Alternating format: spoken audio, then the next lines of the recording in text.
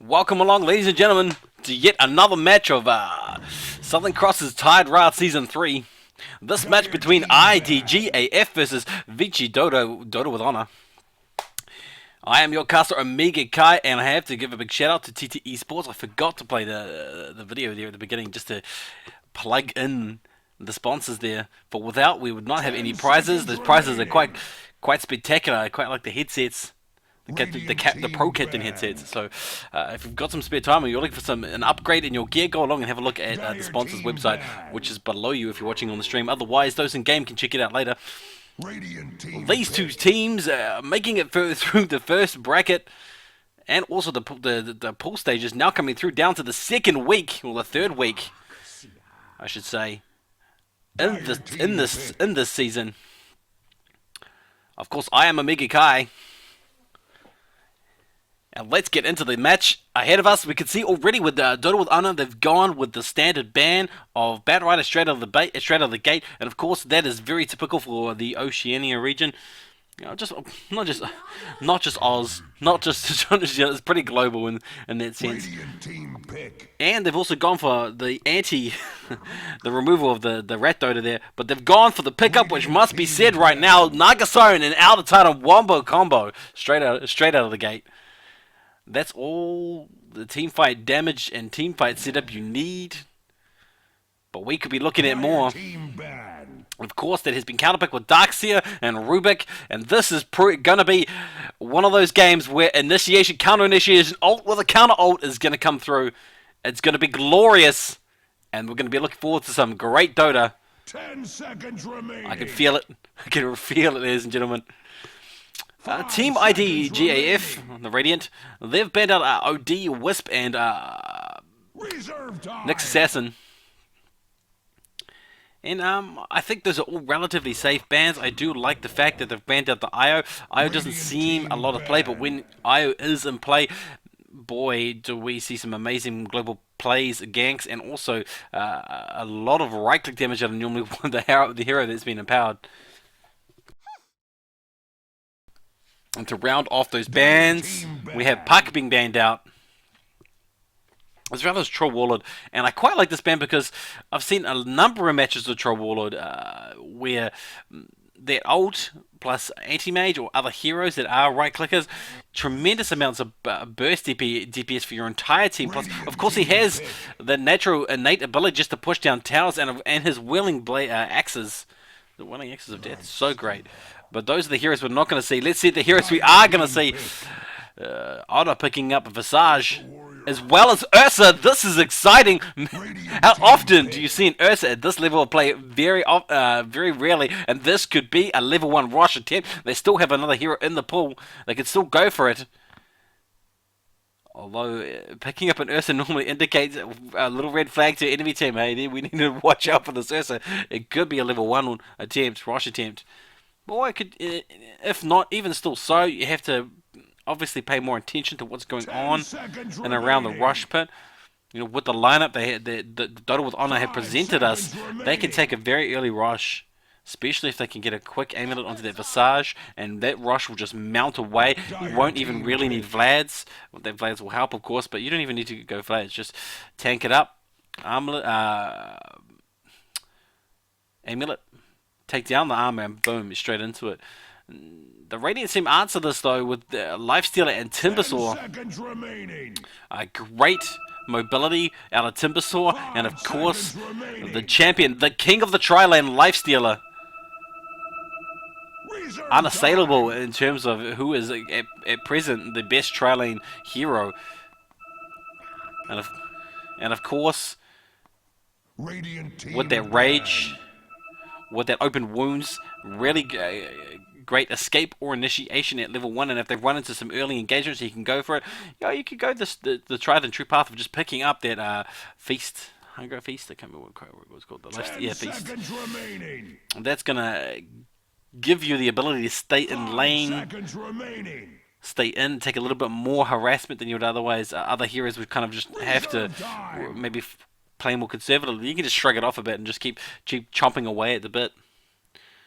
And of course, everybody watching this knows the potential out of Timbersaw, particularly in that mid lane. where this is more. This is most certainly where this Timbersaw is going to be. We cannot see him overtaking the Darkseer or sort of overriding the Darkseer and being deployed into an off lane as a solo. He has to be part of that mid lane. And he's going up against the Queen of Pain, and that was a very rapid pickup out of Honor. Dota with Honor, they've gone straight away with this Queen of Pain. They are drafting extremely confidently. They feel as though they've got this. And they ban up Meepo. Again, a very odd ban. Especially given that also the Radiant have been at Sniper. These two heroes we don't see a lot of play of.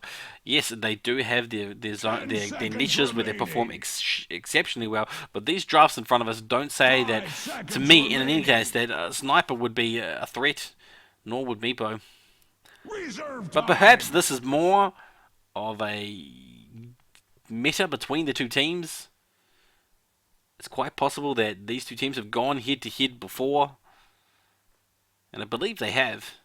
So maybe from experience, from practices and scrims, as we quite often see within the Australian and New Zealand Dota scenes. These teams often scrim on the side, learn from each other, learn each other's preferences.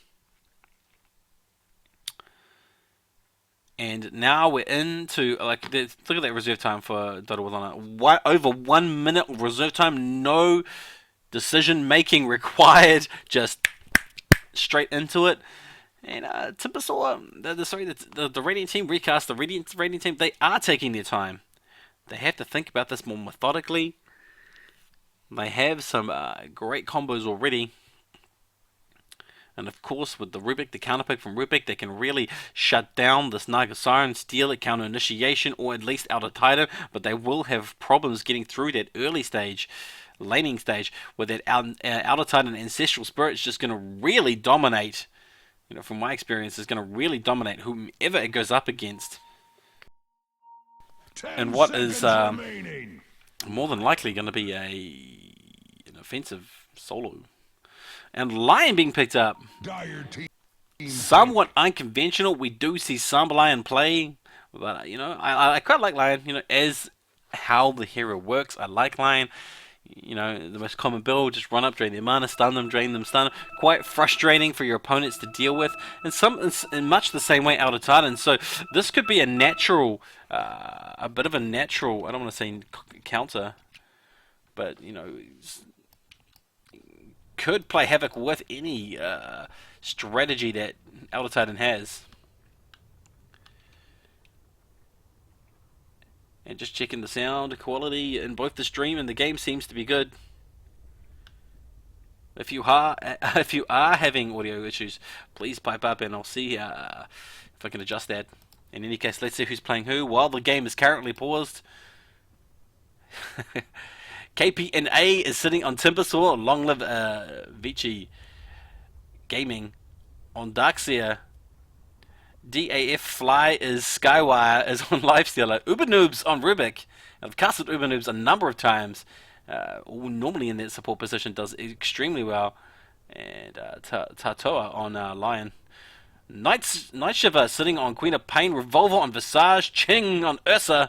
River Mist on Alva Titan. And on a Mad on Naga Siren, in case you couldn't see for yourselves. But I am expecting the lanes to be as such, particularly for the Dire team. Queen of Pain mid with Visage and Ursa, strangely enough, with Naga Siren into the tri-lane, probably defensive, so that gives some room for Ursa to go and jungle farm if they need it. But that leaves out a Titan to be going the long lane here. And of course, this account is tied into the stream. So if you're watching the stream, you are applicable to get those drops, as you can see on your screen with the stats there. Thanks to Sophie. And yeah, as I predicted, that is going to be the lane. I mean, of course, that is what you would expect it to be. But this is an offensive move here from the Dire. They are looking out to block the Radiant jungle, and the Radiant are looking to defend their jungle because they want to go a defensive tri-lane with Lifestealer, Lion, and Rubik. Darkseer for the long lane and Timbersaw for the mid.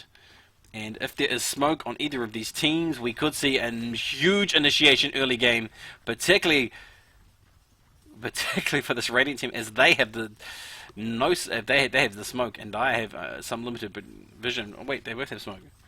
They both have no. I am totally wrong. It's only the Radiant that has smoke. And yes, there's pings going down. Everybody sees everybody. The jig is up and out they come. Slow. Darkseer chooses to go the wrong way and is going to be picked off. And if they don't come in to save him, this will be a dead Darkseer. He's got almost no chance of getting out of here. An easy, quick pickup for first blood. Going straight away to Honor. Excellent first initiation, early initiation. And that's going to go to Queen of Pain. And already the Radiant, they are feeling the pressure. And as the game has not even started, the horn has not even blown, and they could have at this stage also looked to do early rush if they'd picked the items to do so. But of course they have not opted to get up Fury Overpower or Fury Swaps, I should say.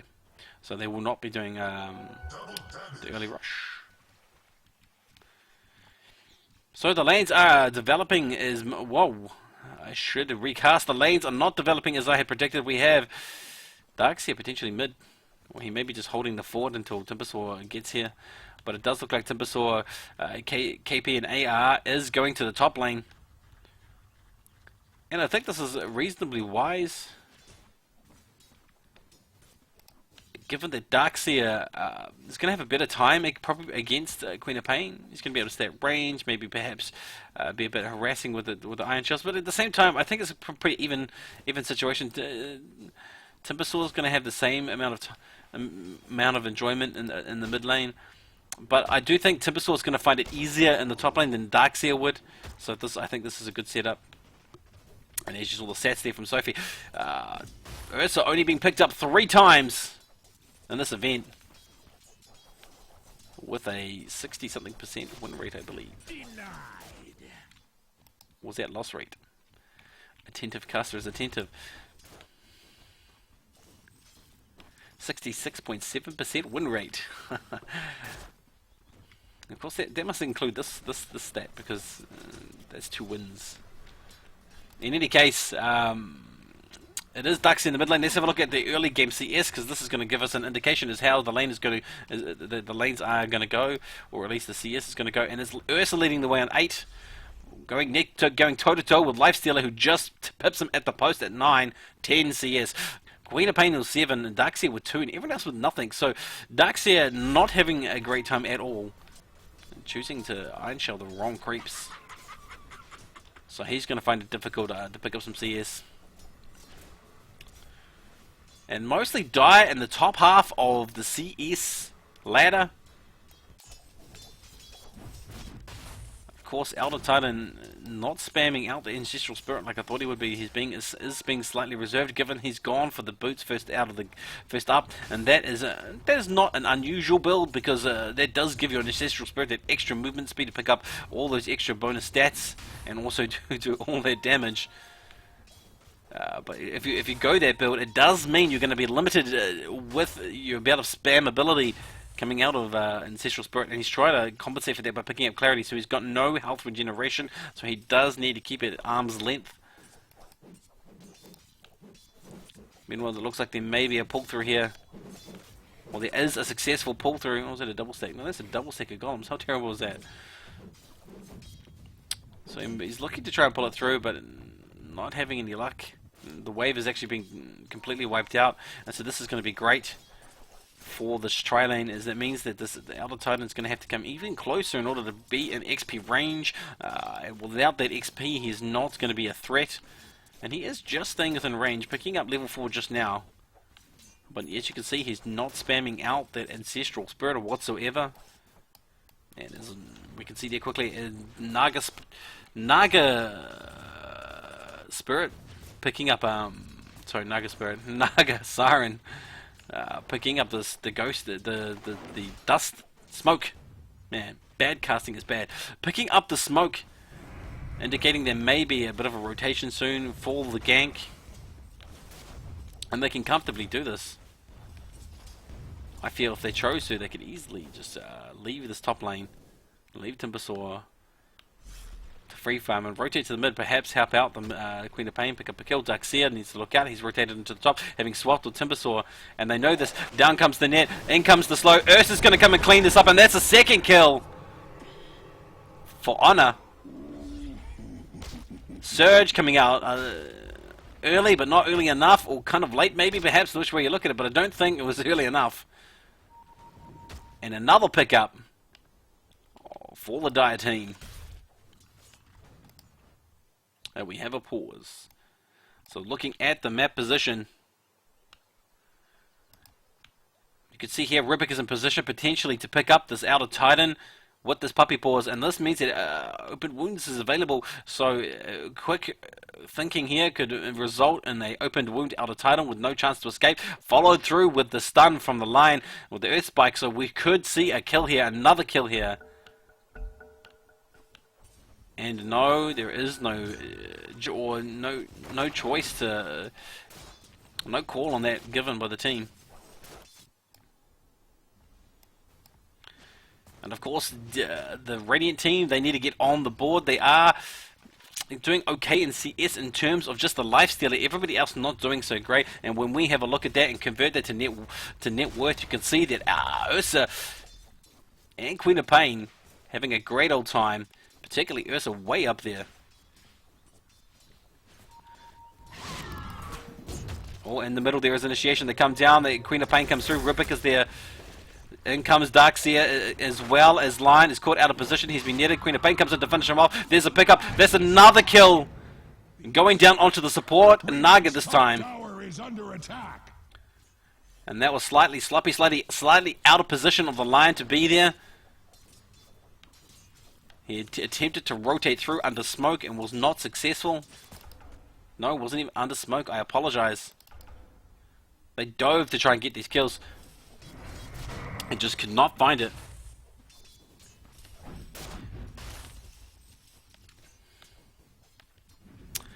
And that's going to be a little bit disheartening for the Radiant team. They're not far behind. 3 kills is nothing.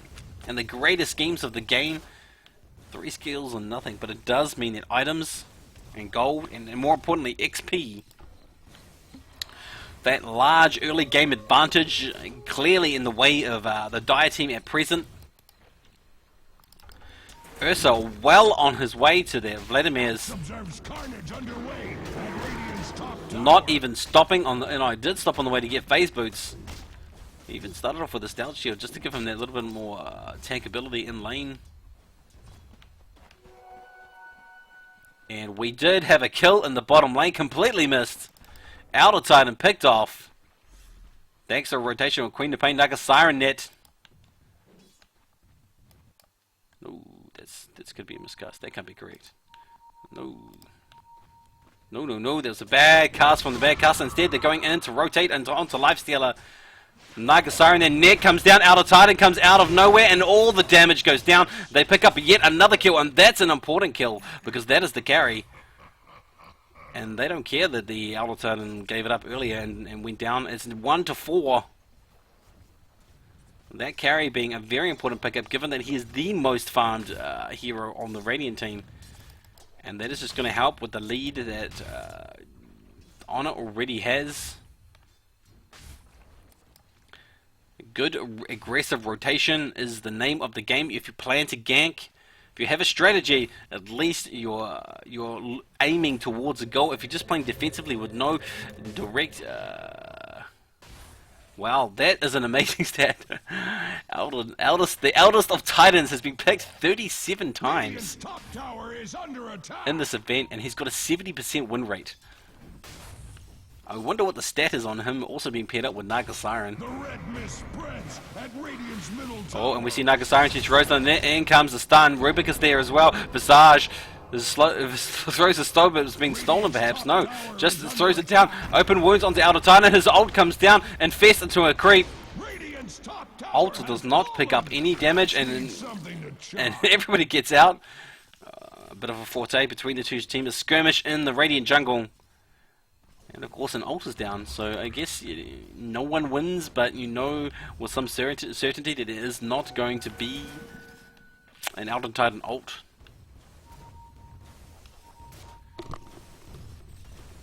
And just confirming to those currently watching in the stream, this is eligible for drops. And my phone is ringing. I have to answer this.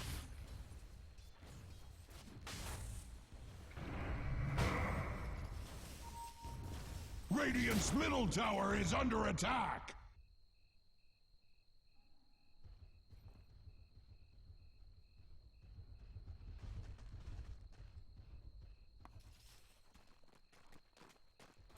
Radiant's middle tower is under attack. Apologies for that brief interruption. Radiant's middle tower The is cursed under work attack. phone. And in any case, not a lot has happened. There's been still this pressure in the skirmish in the bottom. I still was watching to see how it was going. RO16 taken on by Ursa, who did complete his Vladimir's offering in that short period. I was MIA. Top tower is under attacks. And they are now coming down into the bottom. This looks like an epic setup here for not just one, but a 2 or 3 person gang. TP's coming in as well. They need to be cancelled because there's just not enough people. Rubik just mounts immediately after the TP's finished. Scream comes in, and that is an immediate, rapid explosion of damage. For certain. Radiant's bottom tower Lifestealer just getting away at the end slightly by jumping into a creep, but they knew where he was. And of course they took him down as well, and that was extremely rapid burst damage out of honor. Radiant's bottom tower has been laid low. Dire's middle tower is under attack. And the medallion pickup onto Visage is going to help them just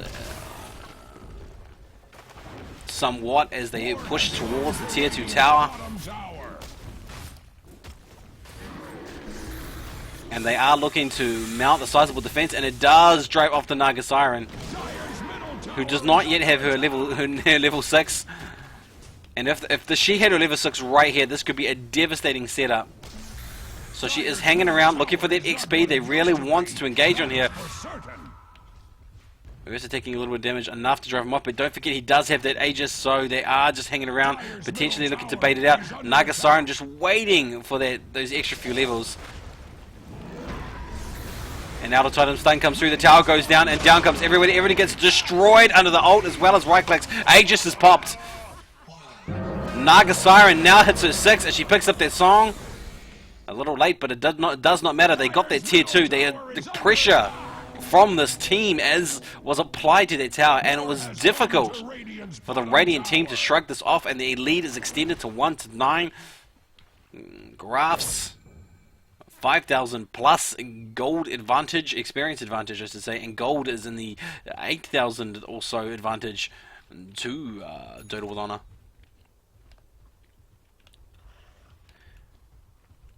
And, you know, the Radiant team, they're not in an untenable position. They can look to smoke gank. You know, they pop to the Aegis, so they know that Ursa's does not have that Aegis, so if they can catch him alone, potentially pick him off, that will help them out at least with some of that single target damage. More importantly, though, they need to probably look to ward aggressively Radiant's middle tower is so they can under find attack. those lone heroes. For without vision, you can't plan to gank. Radiant's middle tower is under attack.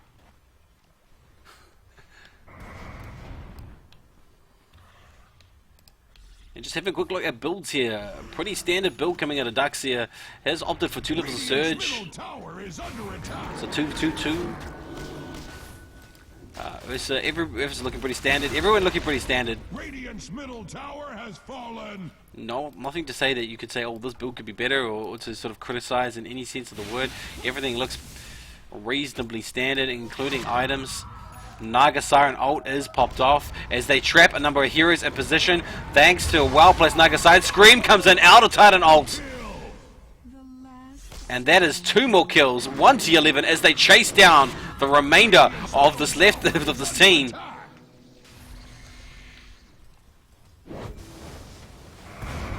Radiant's middle tower is under attack. And as they lay siege to the tier 2 tower, one has to ask, can this momentum be halted? Does the Radiant team have it within themselves to be able to not only hold off the relentless assault and aggression coming out of Dota with honor.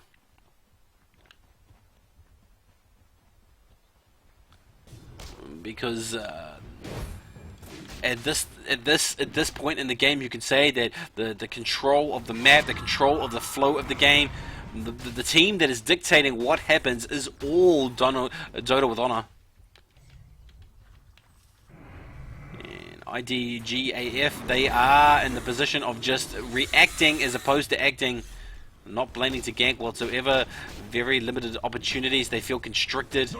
But this is they've got to defend at least one of these tier 2s.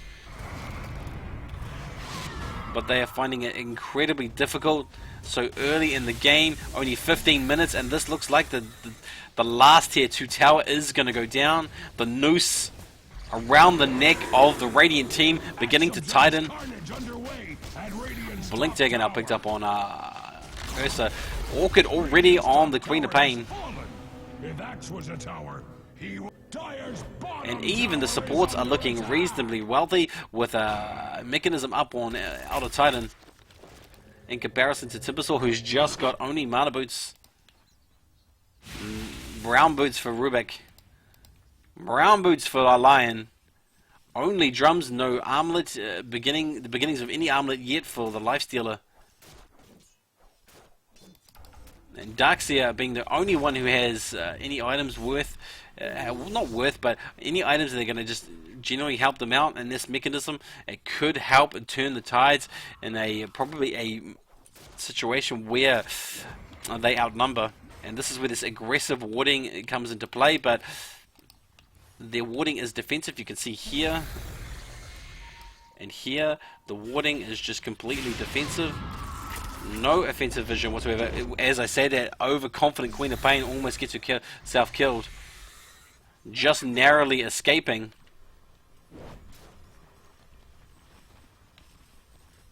Just narrowly escaping. Anyway, you can see these wards here, they are defensive, whereas the Dire's wards, they are aggressively placed. You can see here right in the middle, outside the tier 2 tower, on the high ground, just where the tier 2 tower was in the bottom lane. And this is going to give them a huge sphere of vision. If I click the right button, you can see on your screens there the vision that the Dire team is privileged to have, or is just set themselves up with, means that they can comfortably know where most of the Radiant team is at any time when they are defending.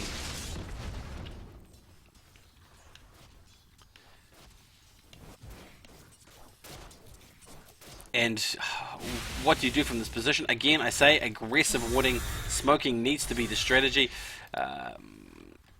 Somehow split up and find farm, but try and find it in the safest ways you can if you have to, or just go counteract as much as possible of the Dire team by 5-man dotaing, looking for the single heroes, hunting them down and killing them under smoke, because that's how you're going to come back from the position you're currently in. Yeah, let's have a quick look. We covered off the items quickly, but let's have a look again at the graphs.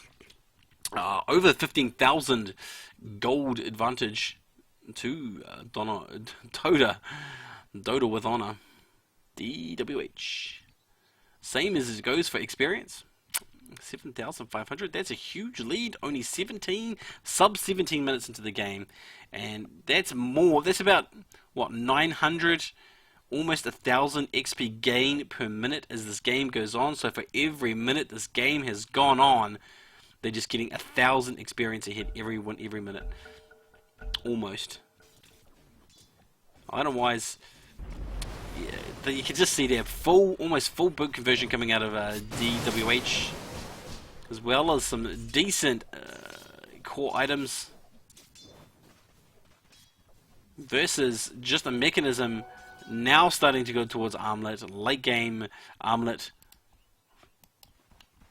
and the aggression, the positioning out of the Dire team very strong as they look to hunt out and root out any chance or opportunities for the Radiant team to farm their own jungle by clearing it and just occupying it with presence. And like the ward here reveals that there are Dire in their jungle, and they know this, and there's not really much they can do about it. Well, they feel there's not much they can do about it. Again, a smoke into this lone Ursa. He's gone for a Mystic Staff. Could have easily been achieved under smoke. But they opted not to. They've opted to just stay back and await the siege, the inevitable siege that is to come. And I feel that the Dire are just waiting their time, waiting for yet Roshan to be back up, and he's going to be back up, and within a minute or so, we have a slight skirmish, slight engagement down the bottom. Queen of Pain coming through and screaming. Just hitting a few heroes there, more of a harassment than anything. Seems a bit of a waste from an ult, but you know, they're way ahead. They've got comfortable lead. Queen of Pain ult would be useful for a team fight, but not necessary if they are 5-man up. So that is the position that we are in at present. It is not looking it's not particularly well for the Radiant team. They do have options. Come on, look at their team. It's Timbersaw, Vacuum Wall into Chakram with a Rubik Stolen ult perhaps, or even some minor abilities. Queen of Pain Scream, Lion Finger of Death. They have it there. They have the tools. They just have to find those opportunities, pick up just this tiniest amount more farm, so they can go toe-to-toe in those team fights. What they're doing at present is not going to be a strategy for success. What is their exit strategy from the scenario is just to wait the inevitable siege and bunker up. And when you're this far behind, that is not a wise strategy. That really works out. Look, and here we go. Roshan is coming. This is where the smoke should come out of the Radiant team. They should be looking to smoke. They know that Roshan will be up soon. And so if they'd placed some aggressive wards in this area, they would know what was going on. They could potentially go in, unload the Wombo combo, and with a little bit of luck be able to take that up. But no, they're still bunkered up in siege mode, back at their base, not picking up any CS, not picking up any farm. Well, the Dire just casually take down Roshan. A nice Sunday afternoon drive through the park. Early morning walk with the dog sort of approach to how they did Roshan. I'm quite curious to see what he's going to do with his Mystic Stuff, if he's going to do anything at all with it. Because now the Dire team have smoked up, under smoke with Roshan, using the familiars to scout out. And again, the Radiant team still bunkered up, turtled away behind their wall of towers and creeps. And that is not a good recipe for success. But at least they're playing smart. They know Roshan was taken. They know there's missing. They're not looking to extend too far out, except this Queen. There's a Darkseer who does need to be careful. Ursa has revealed his position, as well as the middle lane, the heroes, because the smoke did wear off. Not finding any kills there, but that's not going to deter them. Again, another tactical pause coming out of the Dire team. In fact, he's actually DC'd. So I apologize, not a puppy pause. Well, let's take this opportunity again to thank the sponsors, TT Esports by Thermatake, for the prizes, for sponsoring Tides Wrath Season 3. And another shout out to the admins. By God, is this hard, adminning an event. Those guys, they do a lot of work, and shout out to them as well. Also check out the links below you if you're watching the stream online. You can see Facebook there, but link below you, as well as the link to the Southern Coast Dota, to the Twitter account, as well as to IRC if it's still there. And of course, the sponsors' website there. You know, would be appreciative if you just wanted to go have a look in between matches. Just have a look. I'm not saying buy anything. Just click on the banner, have a look, see what it is that they've got to offer, because you never know what you might find. To those guys in the stream, in the client inside Dota 2. Greetings.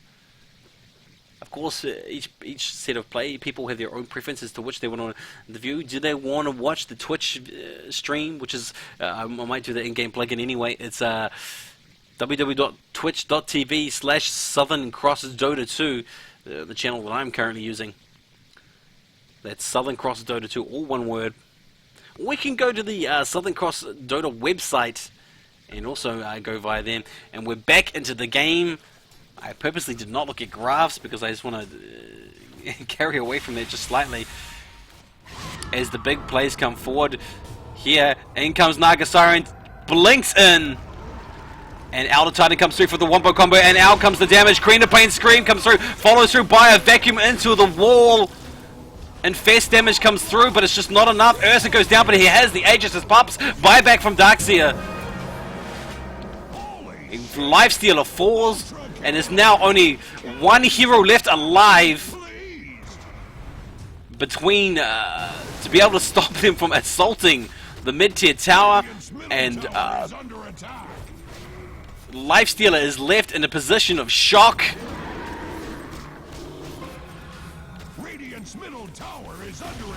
And you'd have to say there's not a lot you can do here as a Rubik, as a Darkseer. Lions there.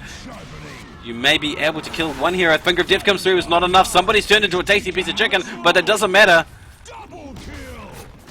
No kill then, and that's godlike for Night Shiver as they take the mid melee racks. They still have 10 seconds before the full Radiant team is up to drive this off, and I don't feel this is over. No GG given. IDGAF are going to fight to the bitter end.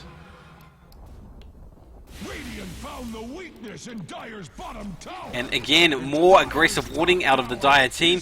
So deep inside the Radiant's territory. In fact, right inside their base. It's going to give them vision right up to these racks over here. Ultra aggressive warding.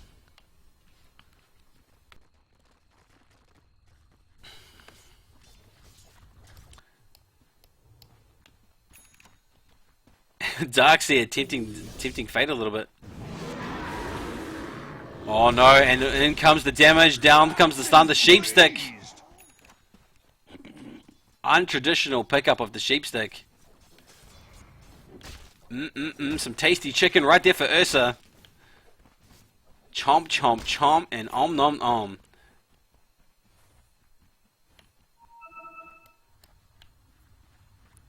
We see Timbersaw looking to infest bomb up. Perhaps they feel that they can come back from this. This is a best of 3.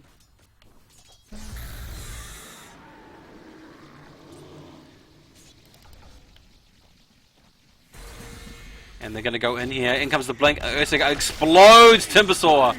No reactionary chance whatsoever. Ursa just mounting away. Mounting away that Timbersaw. Reactive armor didn't count for anything. Paper armor, if anything.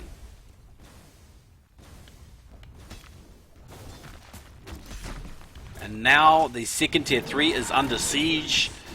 The racks are soon to be open. Glyph is forced out. And this is only buying time. As heroes have been driven back. Another hero goes down to a combination of Queen of Pain and Naga. Riptide being not a critical factor, but does help. Melts their Darkseer.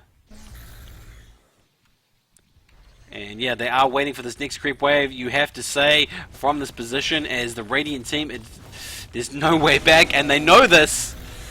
GG called, well played. We will go to next. I was Amiga Kai who brought to you this best of 3 match. And stick around, guys, and don't forget to click those sponsors links. We'll be back for next very shortly.